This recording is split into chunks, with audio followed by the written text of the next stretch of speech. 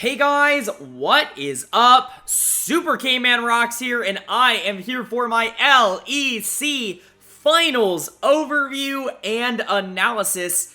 We've been building all year to get to this point. I've covered every single week of summer. I've covered every single game in the playoffs on this channel, all culminating here in our LEC Finals to see which team is going to be heading to Worlds as the #1 seed from Europe. And who's going to be writing their name in the history books? Is it going to be a team that has perennially been here, perennially been the top of the top? Or is a new team finally going to break into the mountain of champions, if you will, on the LEC board? Well, we're going to find out here today in this video. But before that, let me know down in the comment section below what you guys thought of this series. Did it go as you expected? I'm sure a lot of you are going to say no. I know from my comment section, not a lot of people maybe saw the series turn out the way that it did, but let me know how you felt about it, how you felt about everything down in the comment section below. You know I love chatting it up with you guys when it comes to this kind of stuff, but let's not waste too much time. Let's go ahead and jump right into our coverage of this final series because there is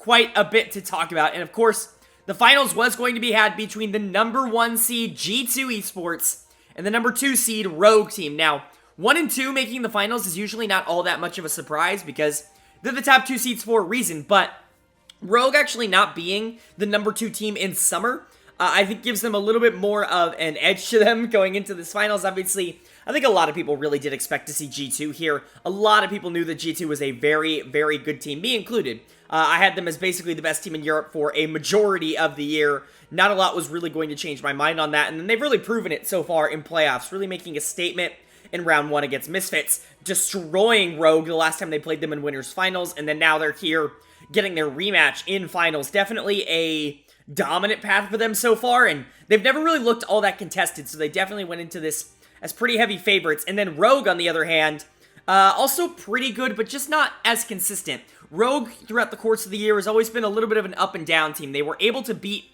a lot of the lower tier teams, able to consistently beat a lot of the mid tier teams, but they really did struggle, I think, at times against some of the teams that were just able to outskill them.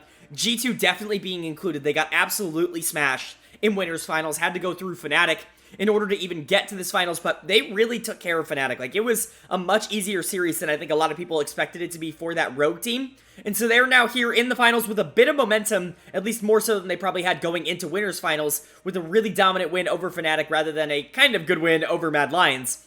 Definitely something that I think I would be a lot more excited about. So both of these teams definitely revved up and definitely feeling it. Big fight feel, big atmosphere. Obviously, we've got crowds, we've got an arena here chanting everybody on, and so really, really excited to get into this series, but we're going to be going game by game, so we might as well start with game #1, and the winner of game #1 was Rogue. Rogue actually is able to take game #1 here, and I think a lot of people were really surprised by that. A lot of people saw this as a pretty easy series for G2. Even I predicted a 3-0 or a 3-1 in favor of G2. They just looked like convincingly the better team out of these two over the course of the year, but man, did Rogue prove me wrong in game #1. A great draft from them. Talk about this a lot. Yes, we're in like a Zeri Sivir meta, but picks that are really dominant early game, I think definitely have a place. And boy, howdy did we see that in this one on the Kalista. The Kalista was a huge problem for G2 to have to handle. They go for the Draven, obviously trying to match it with pressure in the early game as well. But I just don't think that was really ever going to work unless you were really invested into making sure that Flakked was super duper far ahead in this game. G2's never really been a team that has wanted to invest all of their time into bot lane. In fact, they've done the opposite for the majority of the year. Flakked and Targamas have often played weak side, even in this bot-centric meta, just because I think they, maybe rightfully know that they're the least likely to be able to carry the game for this team, and it definitely was a little bit of a problem in this one because Rogue had full pressure in the early game. You draft the Kalista and you draft the Soraka with it. Now, this is a really dangerous combo. Obviously, I'm a big fan of the Soraka pick. I've been talking about it for a while, but these two together, I think, creates a very, very interesting dynamic. Obviously, because you don't really have a good target to full engage on. Because if you full engage on the Kalista, well, Soraka's going to be healing thousands of damage over the course of that fight, and you're never really going to be able to get Kalista down unless you just completely burst her from like 100 to 0. And then for Soraka, if you burst down the Soraka at least post 6, Kalista can just ult her to safety, and so there's really not a great target to be able to fight, especially towards the back half of this game, especially once Kalista had gold, where she was really able to trade with that Draven super aggressively. Comp was playing really, really well in the early game, really just outclassed Flacken and Targamas. Trimby did great as well, definitely don't want to take that away from him, but this duo lane was a huge problem for G2 throughout. Now, I know I'm definitely probably going to get accused of a little bit of bias here, but my player of the game in game number 1 is going to go to Trimby on that Soraka, not only for really compounding that laning phase strength that I just talked about with Comp, but also for the late game here. Larson had a really, really good time going in and just doing as much damage as he could, getting out. Odo was actually, like, seriously unkillable towards the back half of the game.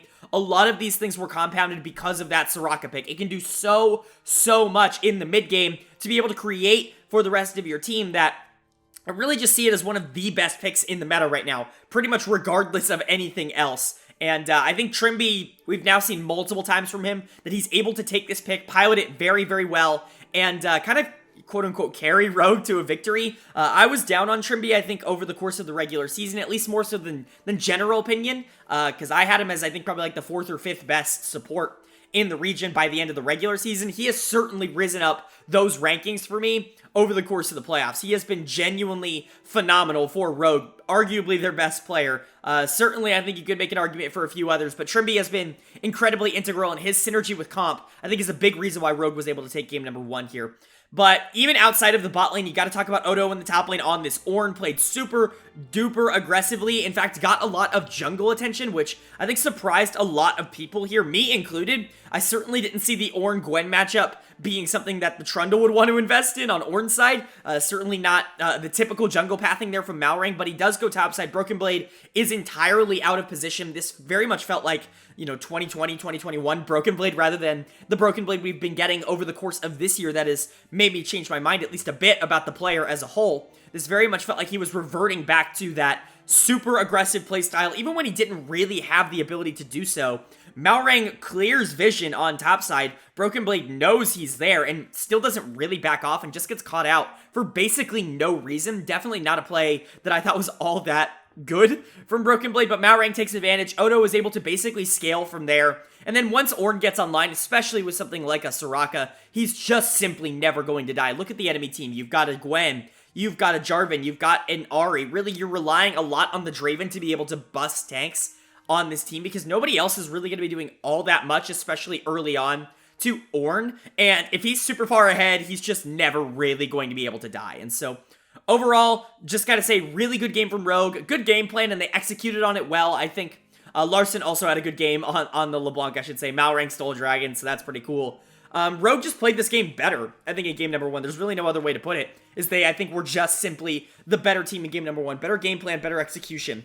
And hopefully they can continue that through the series. But for G2, you definitely want to see some adjustments. This was not a very good game. Like I said, Broken Blade was very, very much out of position for a majority of game number 1, was getting caught out by Malrang, and that really is unfortunate because I'm someone who was really starting to turn around on Broken Blade. He was always kind of the, I don't know, like I was way more down on Broken Blade on this channel than most people were. In fact, that was kind of a calling card for my channel in a sense of a lot of my analysis in 2020, a lot of my analysis in 2021 was kind of centered around the fact that I just think Broken Blade was a tad bit overrated by a majority of the community. However, he goes to G2 here and he really improves on his consistency. He always had the high highs, he just always had some low lows with it, and it never felt like he was truly like one of the best top laners in the region, but he very much changed that narrative, I think, over the course of this year, but kind of reverts back to that in the finals here. Not a good game from him in game number 1. Just needs to be a little bit more mindful of when he can play aggressive and when he's going to be able to get caught out.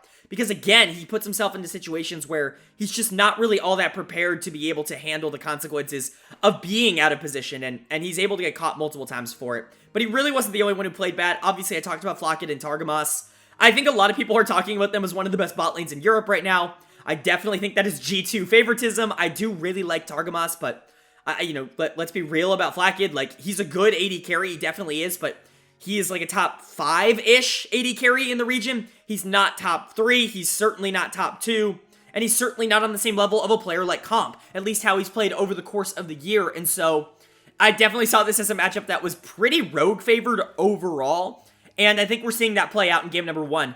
Comp goes for the Kalista. Flakkid answers with a dominant early game pick, trying to match him in pressure with the Draven here, and it just does not work. He's not able to generate that lead because, quite frankly, they just aren't as good of a bot lane, and that's okay. You can still win with that, but you don't want that to be your main investment in the game, and I think that was a little bit of a problem for G2 draft. But overall, Flakkid and Targamas, I think, just need to get on something a little bit more safe, something they can, scale at least a little bit better into the mid game. Try to go up against Comp in the 5v5 rather than in the 2v2. I think that's going to be a lot better.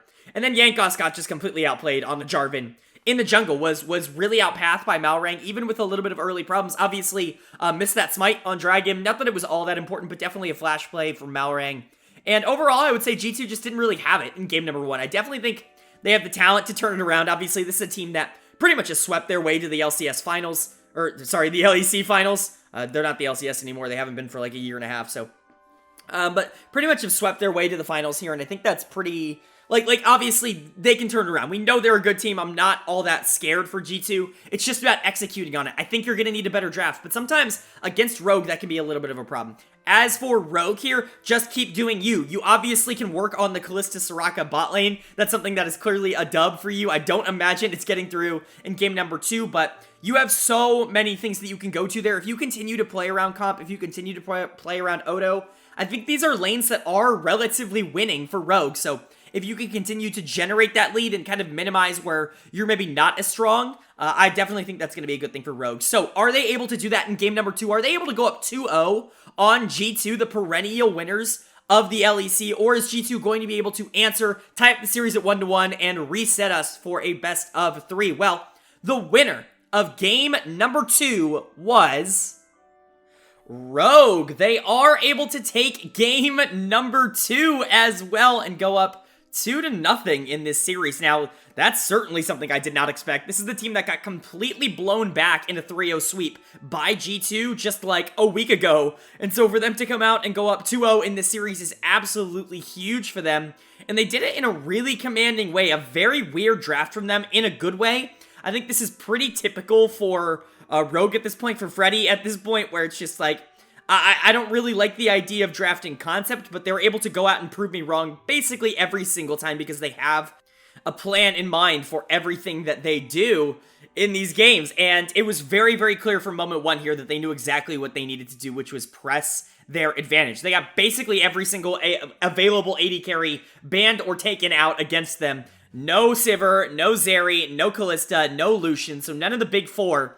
There are other options, and Comp actually favors going to the Caitlyn in this situation, which I don't think is all that bad. Again, very early aggression. You want to make sure that you pair it with something that can be able to take advantage of her early laning prowess, her range most especially, and oftentimes, as we know in Pro, that's the Lux. But the Lux also gets banned out by G2 in second rotation, so they go for something a little different. They go for the Tahm Kench. Now, honestly, I really, really like this. I think Tom gets a little bit of a bad rap in terms of his role nowadays. I think he's actually very underrated as an engage, support in the bottom lane. I think he's really, really good at that role. He's really good at being able to press advantages against the enemy bot lane. So you get that Caitlyn, Tahm Kench down there. You go for the Jarvan. I'm usually not a fan of the Jarvan, but Malrang's Jarvan is definitely built a little bit different. We've known that all year long. It's been his best pick. It was his best pick in the LCK as well when he was on Jin Air. And so we've known that Malrang has been the guy on Jarvan for a long time now. And then you have Odo on the Renekton. Now, obviously, Renekton can be exploited. I've talked about this a lot on the channel, especially with something like Aatrox. If you get that Aatrox ahead, he's essentially just a better Renekton towards the mid to late game. And so if you get to that point in the game, it's actually not all that favorable for Renekton, but his power early game definitely should not be underestimated. Overall, a very early game aggressive comp here from Rogue. Not a lot of hard scaling options. Not a lot of things that you can do if you don't generate that early lead. But we're in a meta right now. We're generating that early lead, especially for a team like Rogue, where they very much prefer to control the pace of play rather than, try to fight their way back with it. I definitely think this is the right call. If you're going to go all the way in one direction, I would definitely go in the direction of the early game rather than the late game. And I think they definitely executed on it well. Again, I think because of the big skill difference in the bot lane. I hate to just feel like I'm harping on this subject, but Comp is really good at the game. He pulls out the Caitlyn here, something that I actually don't think is all that good right now. Like, she's fine. She's got pressure because she's really unhittable in lane, unless you have something else that can really deal with her. But, like, into Sivir, something that Caitlyn really shouldn't be all that worried about. But honestly, something that Sivir really shouldn't be all that worried about. Because it's not like Caitlyn's damage is out of this world insane. But Comp and Trimby play so aggro in this lane, looking for kills, looking for pressure, and they're able to get them. They're able to pick off Flakked quite a bit on this Sivir, who should have quite a bit of safety, at least in the early game, especially with Karma Shields coming out as well, as long as Targamas, like, saves Mantra E or whatever for, you know, making sure that everybody's okay. But that certainly didn't happen in this game. Flakked got absolutely abused in this laning phase. You got to give a lot of credit to Trimby here on the Tahm Kench. Like I said, playing really aggro in this lane is essentially necessary for them to be able to generate the lead that they're going to need in order to carry this into the late game. But Trimby really plays the Tahm Kench well, and he's had another good game here in game number 2. And then tons of credit to Comp, who really, he had a phenomenal game number 1. Don't want to take that away from him on the Kalista. He was set up a lot, but also he executed really well on that champion. Goes to another early game powerhouse here in the Caitlyn, and he's really able to dominate. Like, this was Comp's game. He was the assassin sniper that every Caitlyn essentially wants to be. He was awesome, so much so that he's going to get my player of the game for game number 2. Comp continues to impress. I think just throughout the playoffs, he's been very good. And throughout the regular season, he was phenomenal. This is someone who I had as my number 10 AD carry in the LEC going into 2022 before the spring split. He's probably coming out of 2022 as a top 2, top 3 ADC in the region. Really impressive stuff from him. He has been phenomenal for Rogue. He's a big reason why they're in this finals in the first place, and now he's really showing up on the final stage. Now, obviously, picks like Caitlyn, picks like Tahm fall off, even when you do get a little bit of assistance from Malrang, who was, again, great in this game. He completely dominated the pace in the early game. This is what happens when Malrang gets a lead. I always talk about this. When Malrang gets a lead in the jungle, he is one of the hardest junglers to actually stop at that point. His snowball ability is out of control because he just has a perfect mind for playing from ahead. He can sometimes get a little bit, you know, down playing from behind, but playing from ahead, he's always put in such a good spot to be able to just win the game for the rest of his team. And you put him on the best champion that he has. You go into Yankos on the Trundle, who can make an impact in the early game, but he doesn't really have a lane to be able to do that in. Renekton versus Aatrox is something that you really don't want to mess with too much as the Trundle, or else you could set Renekton up for a really good spot. Like, Lissandra into Ahri is potentially doable, but Ahri's just going to play super safe if you're Larson in that matchup. And then Comp and Trimby versus Flakked and Targamas, like this Caitlyn versus Sivir, is very Caitlyn favored, and especially after, like, the 5-6 minute mark, Comp already had a ton of kills. There was really no way you were going to be able to get that bot lane back on track at that point, and so really there weren't a lot of good spots for Yankos. It wasn't entirely his fault in this game, but he did generally just get pretty far behind in the early to mid game, and Malrang did a really good job of taking advantage of that. However, towards the back half of this game, we really started to see a little bit of a quote-unquote comeback. It really doesn't show up in the stats, like the kills and the gold, but G2 was really in a position to be able to win some of these late game team fights, because like I said, this Rogue comp does get outscaled. Like, they just simply do get outscaled eventually at a point. You have Renekton, you have Caitlyn, like, those are your main damage dealers. Even Ahri on the, you know, Ahri not so much, but Ahri's not really a primary damage dealer. She's certainly not someone who can carry the late game in terms of damage, but you don't really have that, like, late game hyper carry that you need, where G2 kind of has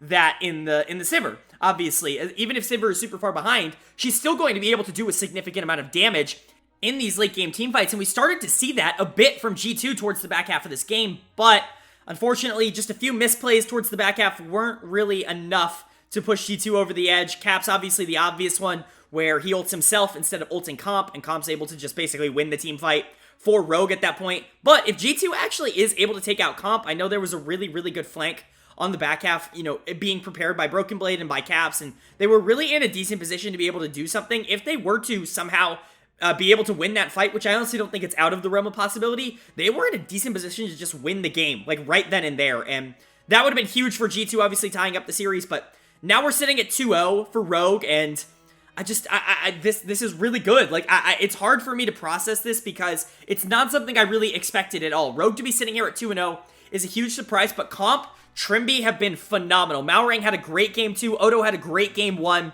Larson has been really consistent. He's not really been the focal point for either of these games, but he has been good enough. He's been good enough to shut down the best player on the other team in Caps. You don't really need Larson to step up if the other players are going to play like this. All you have to do if you're Rogue is just continue the momentum. Just keep on it, because right now you're doing everything that you need to do, and you set yourself up for a potential sweep in the finals. Now, LEC has been definitely the shortest series of any major region, but still, a sweep in the finals would definitely be surprising, especially if it went Rogue's way. As for G2, you gotta bounce back now. You're now down 0-2, you gotta win 3 in a row. We know this team can win 3 in a row against this Rogue team. They just did it last weekend, but you do have to do it now. You are in that situation. Flacket and Targamas have to start stepping up because Comp and Trimby have just simply been outplaying them this entire series. Broken Blade needs to get back to being that consistent top laner and late game threat that he's been throughout the year. Jankos definitely needs to win this jungle matchup, and you have to invest in your winning lane here in Caps. This is the lane that I think really has been taken away from G2 over the course of the first 2 games. If you can get that lane back on track, if Jankos can win the jungle matchup, you're going to be in a much better spot to be able to transition those gold leads into the mid to late game, even if Comp or Trimby has generally a lead going into the late game. I think you are going to be able to stop that. So, is G2 going to be able to keep the series alive, or is Rogue going to shock the world here and sweep the Kings of Europe in a 3-game series in the finals? Well, the winner of game number 3 was Rogue. They actually are able to do it. They win game 3, they sweep G2, and Rogue are your 2022 LEC Summer Champions. They finally do it. This organization that I feel has been so close for so long, so many different iterations of a relatively similar roster, they're finally able to get it done this year, and it's in dominant fashion here in game 3. Game 1 was an absolute stomp by Rogue. Game 2 was pretty close. Obviously, it took Malrang basically saving the game towards the back of game 2 in order for them to really be in it, and then game 3, they're right back on their winning ways. They basically completely shut out G2 in this game, and wow, incredibly impressive stuff from this Rogue roster. But let's talk about how they did it here in game number 3, and you gotta go to the man in the jungle himself, Malrang, the one everybody really had some questions about going into the year. Obviously, Rogue as a roster definitely retooled in 2020. Hansama was out, Inspired was out, 2 very, very big names, both going to North America. You had to replace them. Comp came in and was basically a seamless transition from Hansama, arguably maybe even a little bit better in terms of the late game. And then Malrang, what a surprise. Nobody really knew what you were going to get from a Korean import who had been around a little while, but really hadn't been able to make a huge impact in the LCK scene. But he comes over here to the LEC, and he is awesome. He completely changes how this team plays in the early game, allowing them to snowball significantly easier. He's got his pocket pick, Jarvan, that he does pull out here in game number 3 to seal G2's fate. Truly phenomenal stuff, so much so that he is going to get my player of the game in game number 3, the penultimate game here for Rogue. Just phenomenal stuff from Malrang, phenomenal stuff from Rogue. He was really able to dominate this early game. Obviously, we talk about Jarvan being a little bit of an issue towards the back half if you're not ahead, because he is relatively squishy, especially for a champion that has to go all the way in. And so if you're not really in a position to follow up on that, it can be a little bit difficult, especially into a comp like this that I always talk about it. Sometimes Jarvan just has a hard time of sticking, even with ultimate, because there are a lot of champions with dashes now that can just kind of dash over his R. And so you've got the Fiora, can't really lock you down. You've got the Zeri, who you certainly can't lock down as long as she's got her jump up. You've got the Ahri, who can ult out. And then even through all of that, let's say you do get one trapped in there, you've got Soraka perma healing them. This isn't all that great of a Jarvan comp if you get to late, so you have to be able to take advantage of the early game, and boy did Malrang take advantage of the early game. Some excellent pathing from him. He was able to generate a huge lead in the bottom lane, again here on comp, on Trimby, making sure that that lane advantage that they have proven over and over again is in Rogue's favor, is pushed every single game. I'm just incredibly impressed with what Malrang has been able to do on this Rogue roster. Really, going from Inspired to him definitely felt like a downgrade at the time. Maybe not so much anymore. Obviously, Inspired winning the MVP in the LCS is a different story, but Malrang has been exactly what this Rogue team needed, and clearly it was enough to finally push them over the edge. But you can't talk about people who really overexceeded expectations, not only in this game, but in this year, without talking about this bottom lane, which really went from a bottom lane that I was a little bit concerned about and was probably the biggest reason why I was hesitant on calling this team one of the best in the LEC, to like, okay, they're easily top 2, top 3 in the LEC entirely. Like, they're right up there with Unforgiven and Kaiser. They're right up there with Upset and Hylissang. They are that good, and they deserve to be in that conversation, and they clearly showed that by dominating, and I mean completely dominating, Flacket and Targamas in this series. Game 1, Game 2, Game 3, Comp was the player dominating in all 3 of those games. Not a single death from that guy over the first 3 games of the series, the only 3 games of the series. Absolutely impressive from him. Somebody who was basically replaced on Vitality, a not very good Vitality, might I point out, roster last year. Got replaced by Selfmade basically halfway through summer. Comes over here to Rogue with really no expectations and really makes it worth their while. A great year from Comp, and what a playoffs from Trimby. Truly, if I had to call a playoff MVP, maybe outside of Razork on Fnatic, who really dominated over the first couple series, it would probably be Trimby here, who really showed up in pretty much every single series that Rogue played. He was certainly not the problem in their series against G2 the first time, but the Fnatic series, the Mad Lions series, the G2 series here in the finals, Trimby was phenomenal, and he's really climbed up my support leaderboards after a great showing in the playoffs. You do have Odo. What needs to be said? Odo won a title. He actually did it. Odo Omne is your LEC champion, and that just, it has a good ring to it. He finally did it. You got to be excited for him. Larson gets a title as well. Somebody who I think is overlooked as, you know, a great mid in the region. Obviously, I think I'm a little lower on Larson than a lot of other people, but still a very consistent, very solid mid who's been so close for so long. You just got to feel happy for this Rogue team. They really played it out very, very, very well. And then for G2, definitely surprising. I certainly did not see this outcome coming. I don't think they saw this outcome either, because they looked like they went into this with quite a bit of confidence, but they got blown back. They really were just the worst team today. And, you know, obviously it's just one day. I'm not going to sit here and forego an entire season's worth of hype for this G2 team to say that they're no longer a good team. They got absolutely smashed by Rogue, but definitely not a good showing. Some crazy takeaways from this. First of all, Jankos got completely destroyed in Game 3. The penultimate game, Jankos, I said, really needed to step up, really needed to make sure that he won the jungle matchup and was able to put his lanes in a good spot, and he just did not do that. He got completely outplayed by Malrang in the jungle, so much so that Jankos is my dud of the game in game number 3.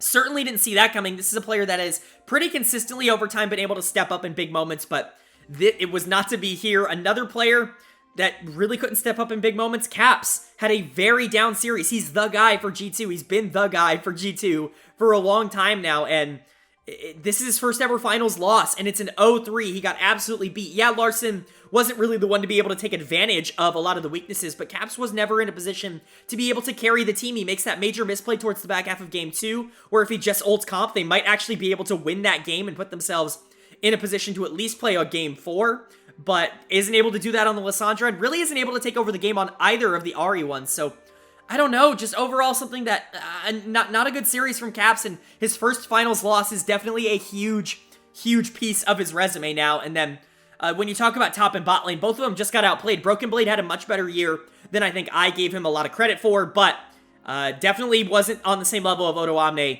in this series, which is not great. Definitely got overextended, punished a bit. Flacken and Targamas just completely outplayed by Comp and Trimby. Completely. They were the weak point of G2 all season, and they were the weak point of G2 in this series as well. The reason that they're probably going to Worlds as the number 2 seed instead of the number 1 seed. But obviously still a lot of upside on this team just because they're going to Worlds as the 2 seed. Obviously, I'm not going to do spoilers for any group draw stuff. If you want to see my reactions, you can actually check out that video up in the iCard right now, and you can actually see my reactions to the group stage draw. But for those who don't want spoilers on maybe what happens in the LCS or even what the group draw is for Worlds, I'm not gonna, I'm gonna avoid talking about that here, but it already has happened. Pretty crazy. I think that this team is going to Worlds as the 2 seed when they really felt like the favorites all year long. But definitely their season is not over. They have a lot of fighting spirit left in them. Let's see if they can perform on the international stage, bounce back from this pretty horrific showing. But for Rogue, you've got to be excited about this organization because your 2022 LEC Summer Champions are Rogue. I mean, nobody would have seen this coming. I certainly didn't see this coming over the course of the beginning of the split. But here we are. This Rogue team is here, and like I said, you have to be excited for them. You have to be ecstatic for this organization. Remember, this is the first organization to go 0-18 in the LEC. And here they are now at the top. Malrang also, ironically, a part of an 0-18 team on Jin in the LCK. So all of these players have certainly seen their lows, I think, in terms of, you know, what has happened. You've had players like Odo who have been around forever and have just never been able to hop over the wall. You've had Larson who's been stopped basically at every single obstacle. Players like Malrang and Comp being thrown away by teams multiple times. Someone like Trimby, a rookie who I've doubted all year, not a rookie anymore, but like a young rookie that came in to replace a veteran on this team and really, really showed up and honestly made Rogue better when he came in last year. Honestly, like everybody on, even Freddy, honestly, almost especially Freddy and the coaching staff here on Rogue, because obviously we know the story of Freddy. We know that he's been around forever. He finally gets an LEC title, but even outside of that, like the reason that Rogue is sitting here as the champions of the LEC is because they are easily the best drafting team, not only in the region, probably not only in the West, but like one of the best drafting teams and the most consistent drafting teams in the world. It's the reason they're here. They're obviously always able to get themselves advantages. They know their strengths. They know their weaknesses. I talked about this a lot in the regular season. Really, really impressed with this coaching staff, and the players executed on it perfectly. You've got to be excited for the organization, and I just really, really hope that this team can perform on the world stage. We've definitely seen Rogue get put in positions in previous years that have been non-advantageous for them at the World Championships, but this Rogue team definitely seems a little bit different. Hopefully they can show up on the world stage, be the team that just swept G2 in the finals, and maybe even make it out of groups for the first time in Rogue's existence.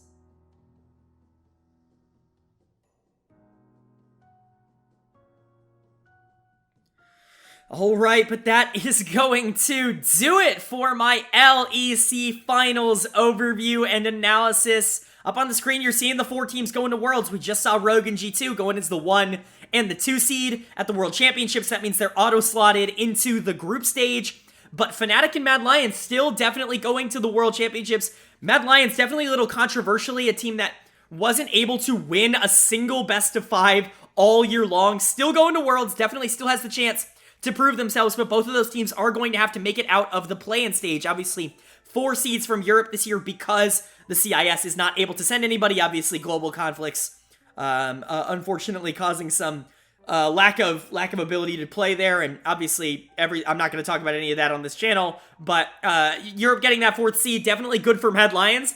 The MVP is going to at least get his chance to show up on the world stage. Let's see if he can make the most of it. For Fnatic, obviously, they're very happy to even be here in the first place after how they played for a majority of the regular season, but they really got hot in playoffs.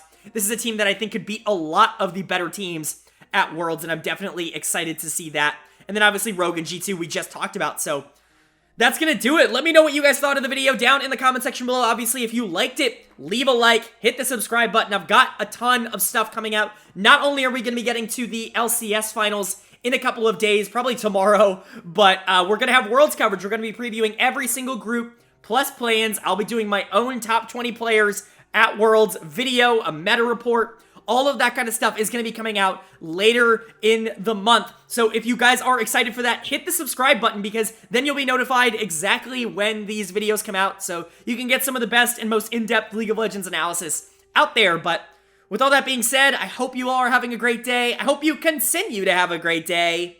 And I will see you all later.